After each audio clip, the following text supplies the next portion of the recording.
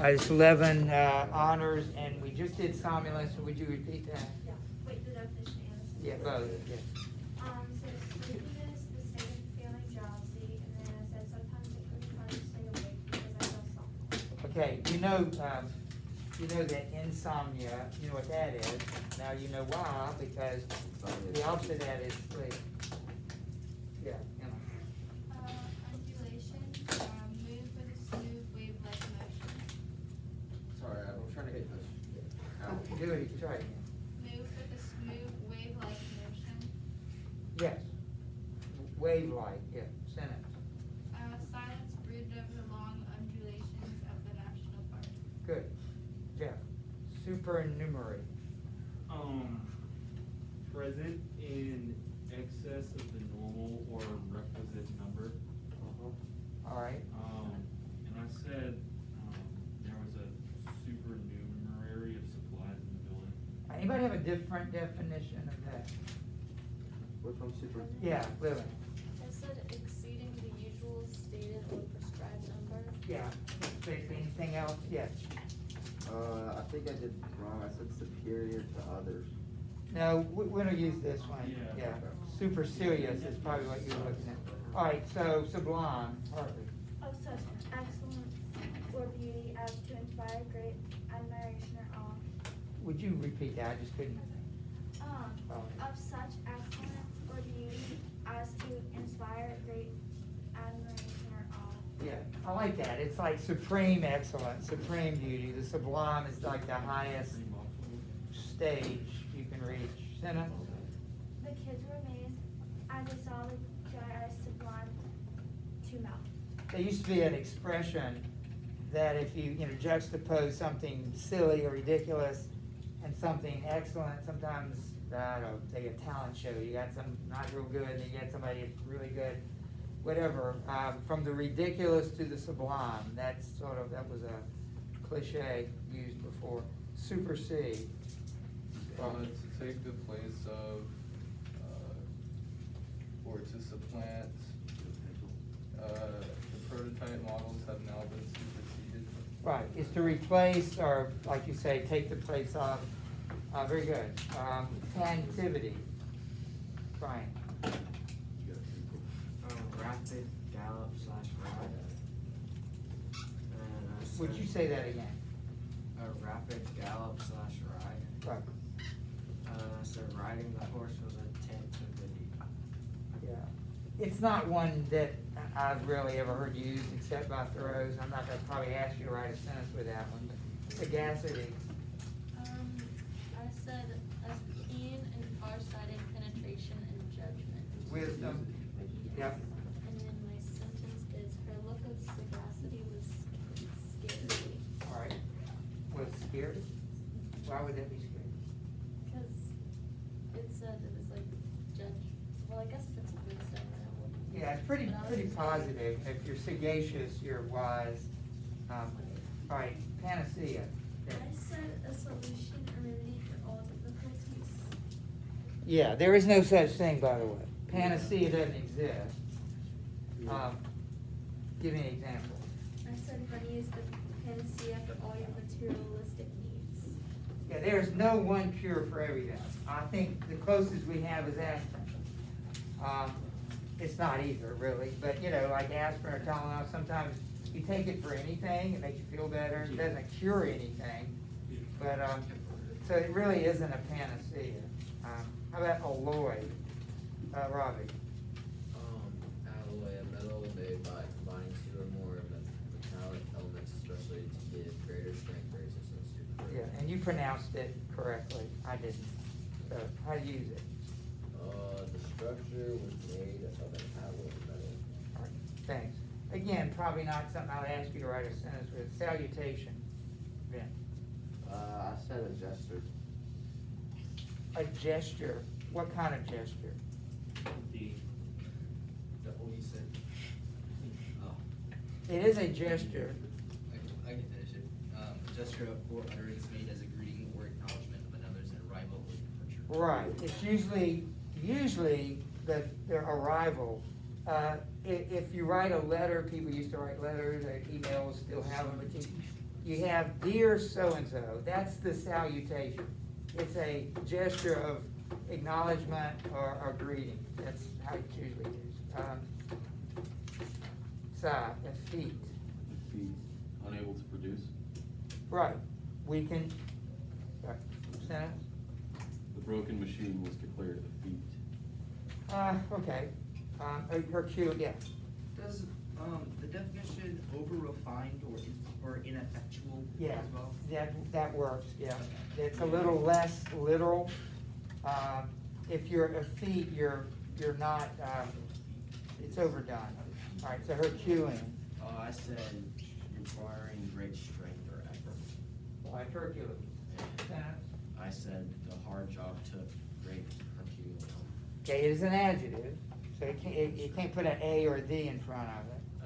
So it could take Herculean strength or effort or something like that, but it's not a thing, it's a description. How about rigmarole? Good word. A lengthy or complicated procedure, a long rambling story or statement. Say that one more time.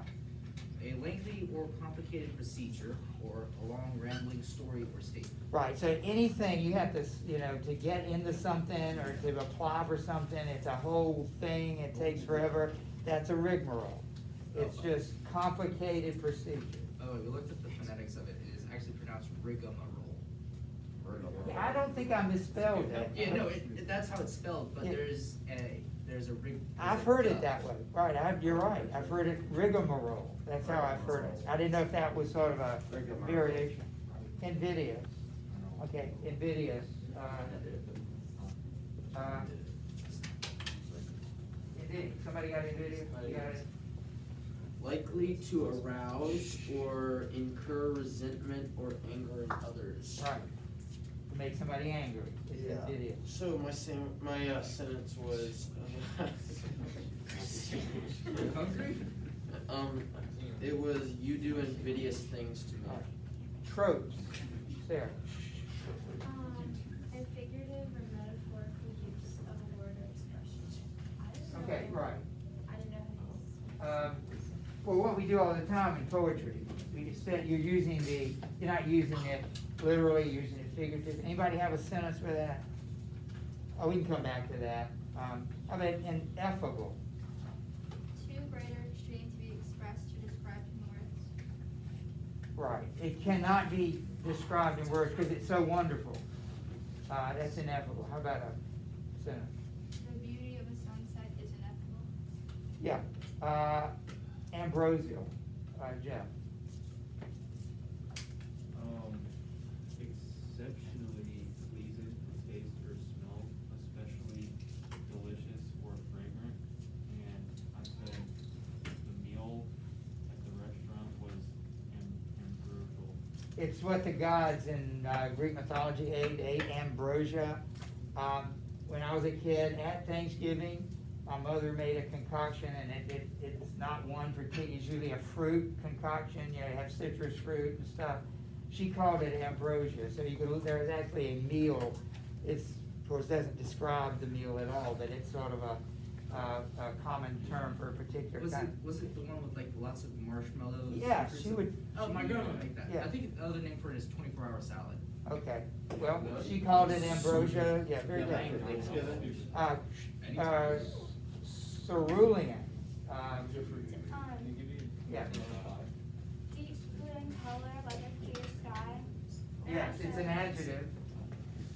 The ocean is very cerulean. Okay, again, it's an adjective, and you used it, but it's not a noun, it's not a thing, but it describes that color, a particular color blue. Walker, vitreous. Like a glass in appearance or physical properties. A coarse grained rock with much gray vitreous cores. Yes, all right, so we got that out of the way. I haven't assigned it yet, I don't think. I'll do that, the next couple of days. We'll have it when we come back after Thanksgiving, we won't have it next Do week. you want to see one? Yeah, I'll come over there in a minute. Would you turn to page 82, get your questions out? We got halfway through this, I'll finish the passage. The last thing we answered was the first question, 82. Did you not read it last night?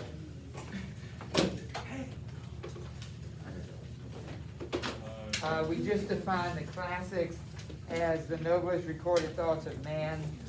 So let me keep reading. It's not a long chapter, but I do need your attention. So stay focused. I'll ask some of you to help read. Let me read that again. For what are the classics but the noblest recorded thoughts of man? They are the only oracles which are not decayed. There are such answers to the most modern inquiry in them as Delphi and Dodona never gave. We might as well omit to study nature because she is old. To read well, that is to read true books and a true spirit, is a noble exercise. It doesn't ask you that, but I want you to underline.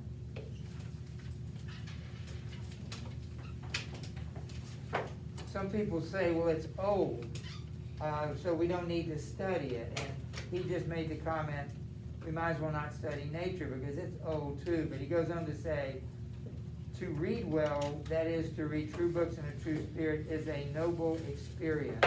I think that's worth noting, is a noble experience. And one that will task the reader more than any exercise which the customs of the day esteem. One reason your parents wanted you to read, they somehow sensed that successful people read, which is absolutely true.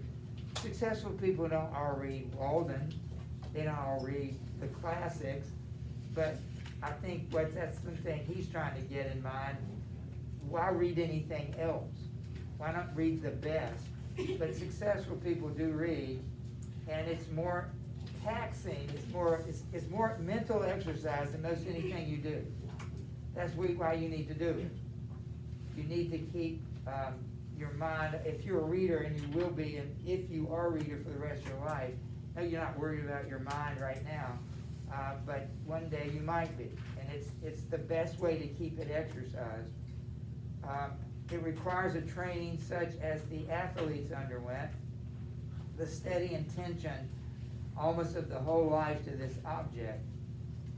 I like his analogy to what athletes, most of you are athletic in some respects, doing something, you know the discipline required.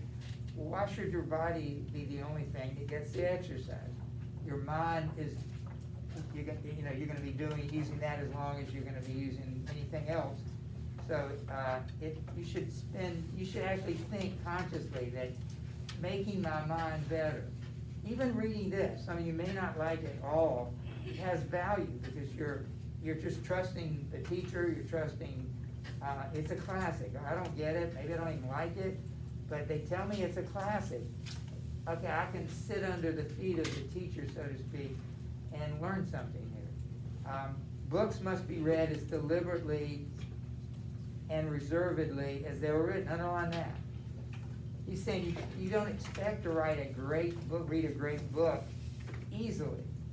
Just like, if it's not a great book, you don't have to put a great deal of effort into it. If it's a great book, you're going to have to put great effort into it. What's wrong with that? It is not enough even to be able to speak the language of that nation by which they are written, for there is a memorable interval between the spoken and written language, the language heard and the language read. The one is commonly transitory, a sound, a tongue, a dialect merely, almost brutish, and we learn it unconsciously like the brutes of our mother. The other is the maturity and experience of that. If that is our mother tongue, this is our father tongue, a reserved and select expression, too significant to be heard by the ear, which we must be born again in order to speak. The crowds of men who merely spoke the Greek and Latin tongues in the Middle Ages were not entitled by accident of birth to read the works of genius written in those languages. For these were not written in that Greek or Latin which they knew, but in a select language of literature. They had not learned the nobler dialects of Greece and Rome, but the very materials in which they were written were waste paper to them, and they prized instead a cheap and contemporary literature. you know, sometimes people, maybe even your parents, and I'd probably say, I don't care what you read, just read. That's not necessarily a good thing. There's a lot of really bad stuff to read. And, you know, is that, you're gonna be, at some point, you're gonna be the chooser of what you read. Right now, you read what we tell you to. But someday, you're gonna be able to choose it. And no one's gonna tell you otherwise. At least I hope we don't live in a time when people will tell you what you cannot read. They'll burn books, or they'll get rid of things. 1984, Animal Farm, Brave New World. You've read some of those books, I know. Didn't you read one of those somewhere in the past? Animal Farm, Brave New World. Maybe next year. I think maybe you'll read Brave New World next year, Ms. Dr. Betzel. But they talk about a future where reading is under attack. Fahrenheit 451, it's a science fiction book. Firemen in this society, they don't put out fires, they create fires. Firemen are the people that come around and burn books. If you have some of the great books, they will confiscate them and burn them. And that's, by the way, the temperature at which paper burns is Fahrenheit 451. That's the kind of future that a lot of people have been predicting will be our future, your children's future. Pray that never happens. But when the several nations of Europe had acquired distinct, though rude, written languages of their own, sufficient for the purposes of their rising literatures, then first learning revived, and scholars were enabled to discern from that remoteness the treasures of antiquity. When the Romans and Greek multitude could not hear after the lapse of ages, a few scholars read, and a few scholars only are still reading it. Number 2, it says, what argument does he use with those who say that we don't study classics because they are too old? What did he say to that? No classics school. Well, what did they say to that? He said that we might as well not study things like Nature. chemistry or nature or anything, because that's all old, but we tend to keep getting new things. We don't know all there is to know about nature or about the chemistry makeup of life. We're constantly discovering things, but even though they're old. Find a quotation, explain it, that shows his argument that written language is superior to foreign spoken language. First of all, that's what he says. He says written language is superior to spoken language. He mentions it here a little bit. Do you know what his argument is? What would be the argument that written language is superior to spoken language?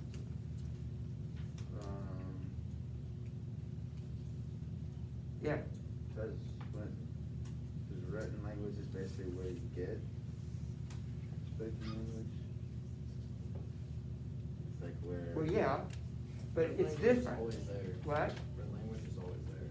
Written language. Written language doesn't change. Once it's been written, you know, I mean, it's not like you could change it, but people don't.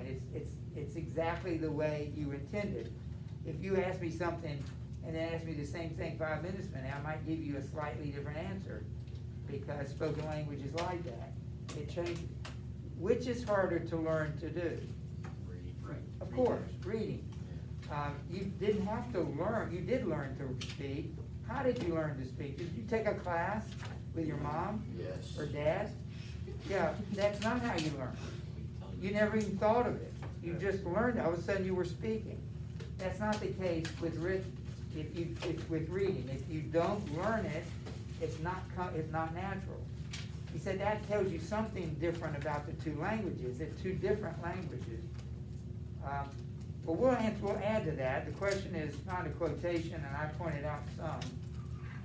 But why don't we go to Jackson? Would you read, however, on page 83? However much we may admire the orator's occasional bursts of eloquence, the noblest written words are commonly as far behind or above the fleeting spoken language as the firmament with its stars is behind the clouds. There are the stars, and there are who may read them.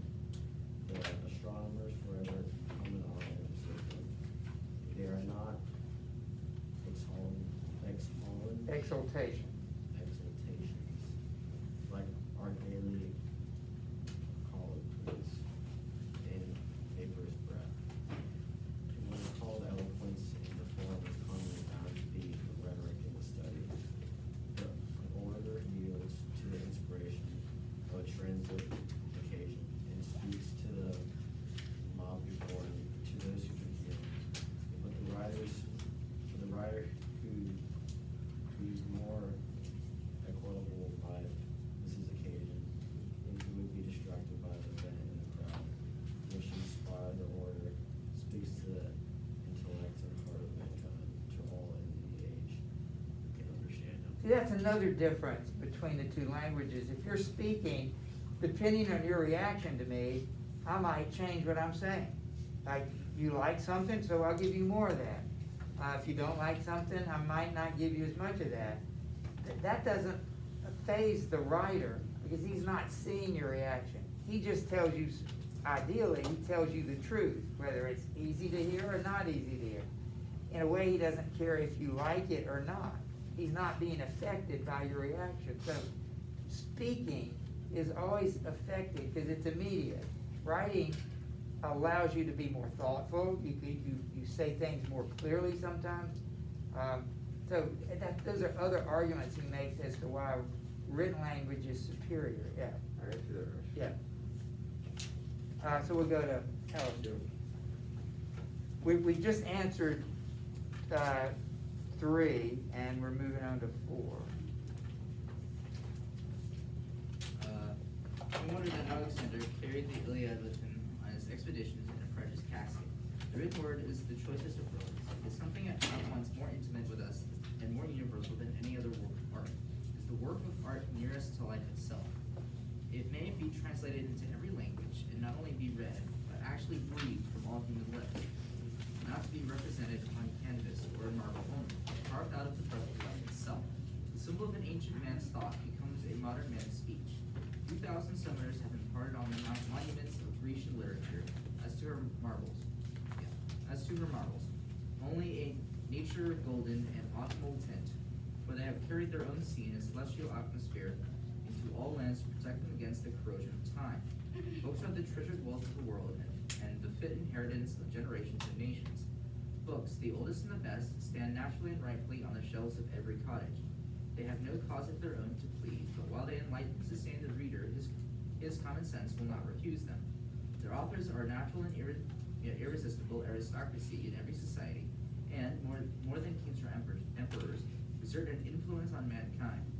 When the illiterate and perhaps scornful trader has earned by enterprise and industry his coveted leisure and independence, and is admitted to the circles of wealth and fashion, he turns inevitably at last to those still higher and yet inaccessible circles of intellect and genius, and is sensible only of the imperfection of his culture, and the vanity and insufficiency of all his riches, and further proves his great sense by the pains which he takes to secure for his children that intellectual culture whose want he so keenly feels, and thus it is that he becomes the founder of a family. Underline this, if you can find it, about 9 lines from the top. Books are the treasured wealth of the world and the fit inheritance of generations and nations. He says that you can go to the poorest houses, at least you used to, and find some of the greatest books. Now, whether people read them isn't it, but they wanted it to be seen. They wanted those books to be seen in their house. Then he makes the comment, we'll skip 4 and come back to it, 5. It says, authors are the natural and irresistible aristocracy in every society.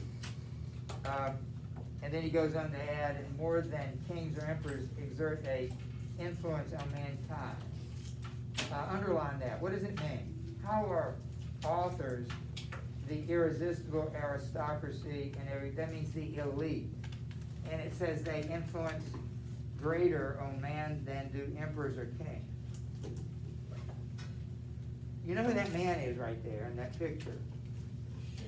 Notice whose picture is not up there. It's his queen. You probably know her queen. She was one of the most famous of all English queens. it was Elizabeth. But people don't put Elizabeth's picture up. You rarely, there are books and you go, you find Shakespeare everywhere, which I think proves the point that writers have a greater, and he's still influencing people. Elizabeth has no influence once she's dead, maybe for a few decades, her policies still affected people, but has no influence on anybody. He still does. He still influences people, yeah. Don't we not even know who Shakespeare exactly was? Well, I think it's I used to read about that. It's a kind of a fun thing to wonder if there was somebody else, the theory was that man right there, we don't even know who that man is. There was never a painting made of Shakespeare. So and think about it, we have paintings from people much further. There was never really a biography in his time written of Shakespeare. We have all sorts of biographies about Julius Caesar who lived 2,000 years ago. But Shakespeare, because he was a literary man in a period that people maybe didn't appreciate, literary men, they didn't bother to write about the authors like that. So there is this fascinating theory and that picture is not him, unless it's by accident, because that picture, they don't know what he looked like. So they usually come up with a picture that looks sort of like that. So there's enough evidence for make people thoughtful about, is the real Shakespeare. I read a whole book about it. It was fascinating. But then when you come back to it, you read the plays and you don't really care. But that's a really good question. You're right. There's no other author in history that there's that doubt, that maybe the guy named Shakespeare wasn't the guy who wrote the book. That's interesting. I agree. It's kind of fun to think about it. You see what we're saying? That's what the question in number 5. Authors have more influence. The pen is mightier than the sword. It's true. Writers are still, Augustus Caesar has no influence on us, but Virgil does. Virgil lived at the same time as Augustus Caesar. And Virgil, we have students, and maybe you, in this very hallway reading the Aeneid, which is Virgil. Nobody reads the words of Augustus Caesar. So I think that's one of his points. I'm going to read, you can write down this, you don't have to write down the verse, but it's Proverbs 15:23 says this. This is from the book of Proverbs. To make an apt answer is a joy to a man. You can write it down if you want to. You'll see it again. To make an apt answer is a joy to a man. And a word in season, how good it is. Can you follow that? What does that have to do with this discussion about the written, or about words? To make an apt answer is a joy to a man. And a word in season, how good it is. What is that saying about the power of words? Well, you, of anybody, should know how good it is to, even in class, even back in the day when you were in grammar, if you got an answer right, if you publicly called on, if you contributed and you had a great, it is a tremendously powerful feeling to have the right answer. To make an apt answer is a joy to a man. And a word in season, how good it is. I think we appreciate the value of words. And so I think that's relevant to this discussion, that words are extremely important. Tucker, would you start? Those who have learned. Those who have not learned to read the ancient classics in the language in which they were written must have a very perfect knowledge of the history of the human race. For it is remarkable that no transcript of them had ever been made into any modern tongue, unless our civilization itself may be regarded as such a transcript. Homer has never yet been printed in English, nor Aeschylus, nor Virgil even. Works as refined, as solidly done, as beautiful almost as in one in itself. I'll just pause there. It's hard to imagine that's true in 1845. He said in 1845, Homer had not been printed in English. I can't believe that, but that's what he said. None of us, except for the Latin students, could read Homer in Greek or Virgil in Latin. Only a few people could do that. We read translations of it. Does he mean that in 1845 there were no English translations? I don't know. Do you remember I have it, no, you got it back. The romantic poetry test. Remember I printed a little poem on there? I think I did, no, I don't know if I did for you, but anyway, there's a poem by Keats that talks about on first looking into Chapman's Homer. And it's about a man named Chapman, who was a British man, who would translate the works of Homer in Greek into English. And Keats didn't know Greek, but when he heard Chapman's Homer, when he heard Chapman's translation of it, it changed his life. He wrote a whole poem about it. It's like the whole world opened up then. You can go ahead. So. For later writers say, what we will of their genius. Have verily the better equal the elaborate beauty and finish in the lifelong and heroic literary labors of the ancients. They only talk of forgetting them who never knew. It will be soon enough to forget them when we have the learning and the genius which will enable us to attend to and appreciate them. That age will be rich indeed when those relics which we call classics, when the still older and more than classic, but even less known scriptures of the nations, shall have still further accumulated, when the Vaticans shall be filled with Vedas and Vendavestas and Bibles, with Homers and Dantes and Shakespeare's and all the centuries to come, shall have successfully deposited their trophies in the form of a world. By such a pie we may hope to scale heaven at last. Yeah, Robert. The works of great poets have never yet been read by mankind, for only great poets can read them. They have only been read as the multitude read the stars, and most astrologically, not astronomically. Most men have learned to read to serve a paltry convenience, as they have learned a cipher in order to keep account, and not to be cheated in trade. But of reading as a noble intellectual exercise, they know little or nothing. Yet this only is reading, in a high sense, not that which lulls us as a luxury and suffers the noble faculties to sleep a while.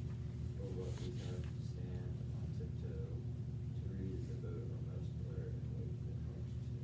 All right, the question is number 6. What do you think he means? The works of great poets have never been read by mankind, so only great poets can read them.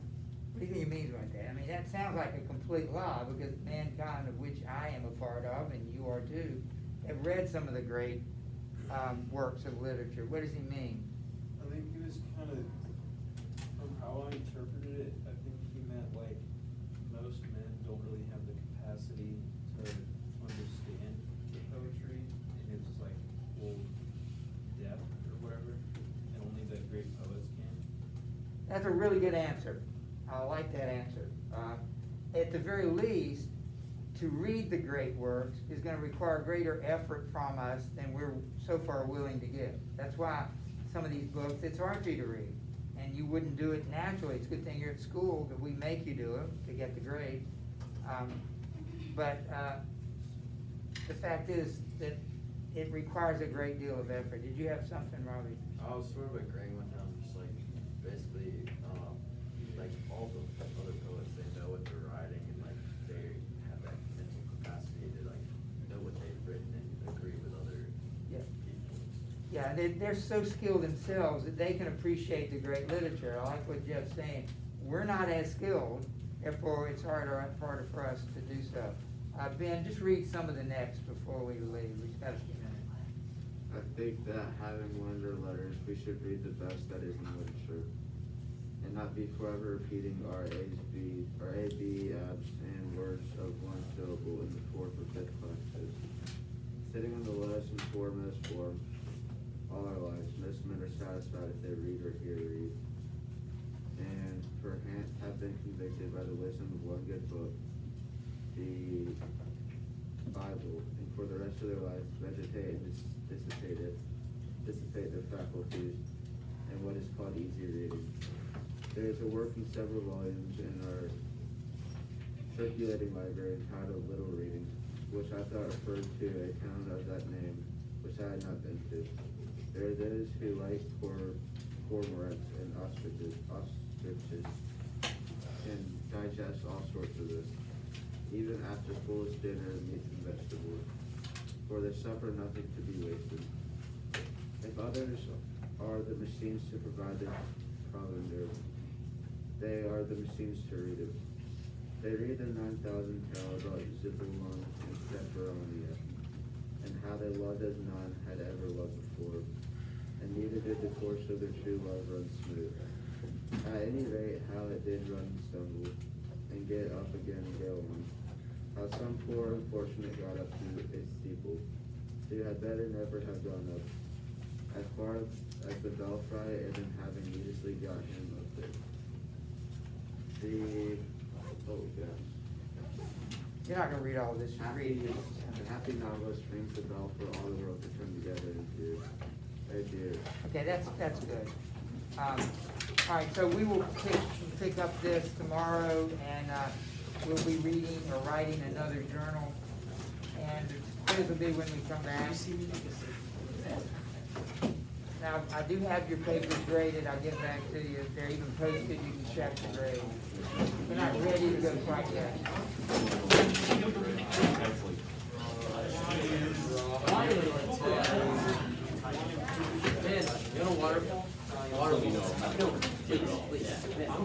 Yeah, I hear you laugh, that's why I do it. Waterfall, right? No, I promise it's clean. I know, it tastes good. It's like, please, just try it. You're bad. Yeah, I'm bad. What did you do, dude? What? I told you binder. I mean, I'm a binder back. I'm being great.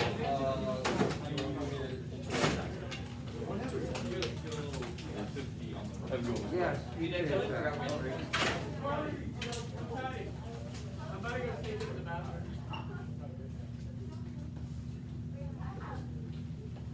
Hey, Clay.